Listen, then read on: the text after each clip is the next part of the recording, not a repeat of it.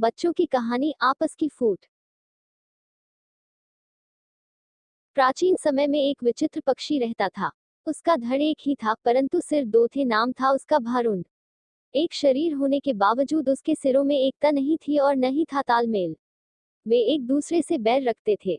हर जीव सोचने समझने का काम दिमाग से करता है और दिमाग होता है सिर में। दो सिर होने के कारण भारुंड के दिमाग भी दो थे, जिनमें से एक पूरब जाने की सोचता तो दूसरा पश्चिम। फल यह होता था कि टांगे एक कदम पूरब की ओर चलती तो अगला कदम पश्चिम की ओर और भारुण स्वयं को वहीं खड़ा पाता था। भारुण का जीवन बस दो सिरों के बीच रस्साकसी बनकर रह गया था। एक दिन भारुण भोजन की तलाश में नदी तट पर घूम रहा था कि एक सिर को नीचे गिरा एक फल नजर आया। उसने चोंच मारकर उसे चखकर देखा तो जीभ चटकाने लगा। वाह, ऐसा स्वादिष्ट फल तो मैंने आज तक कभी नहीं खाया। भगवान ने दुनिया में क्या क्या चीजें बनाई हैं। अच्छा, जरा मैं भी चखकर देखूं। कहकर दूसरे ने अपनी चोंच उस फल की ओर बढ़ाई ही थी कि पहले सिर ने झटककर दूसरे सिर को दूर फेंका और बोला, अपनी गंदी चोंच इस फल से दूर ही रख। यह फल मैंने पाया है और इसे मैं ही खाऊंगा।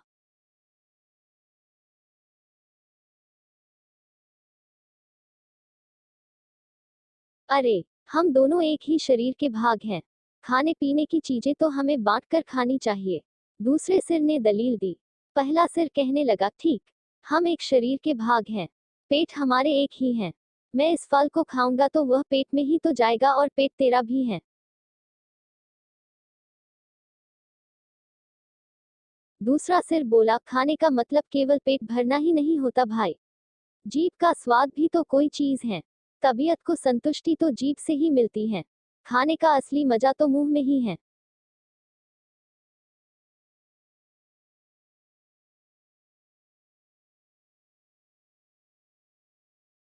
पहला सिर तुनकर चिढ़ाने वाले स्वर में बोला, मैंने तेरी जीभ और खाने के मजे का ठेका थोड़े ही ले रखा है। फल खाने के बाद पेट से डकार आएगी। वह डकार तेरे मुंह से भी निकलेगी।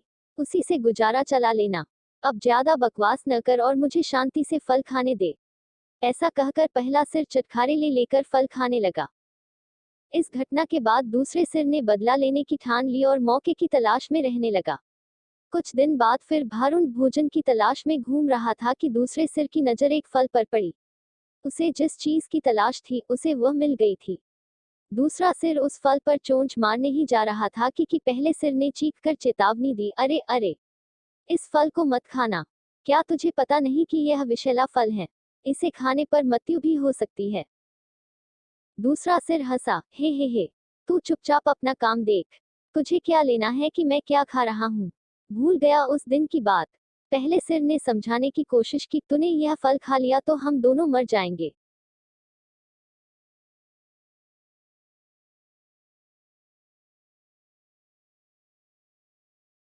दूसरा सिर तो बदला लेने पर उतारू था। बोला, मैंने तेरे मरने जीने का ठेका थोड़े ही ले रखा है। मैं जो खाना चाहता हूँ वह खाऊंगा, चाहे उसका नतीजा कुछ भी हो।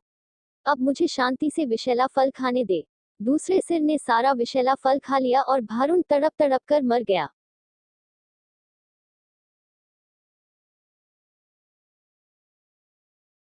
सीखा, आपस की फूट सदा ले डूबती है।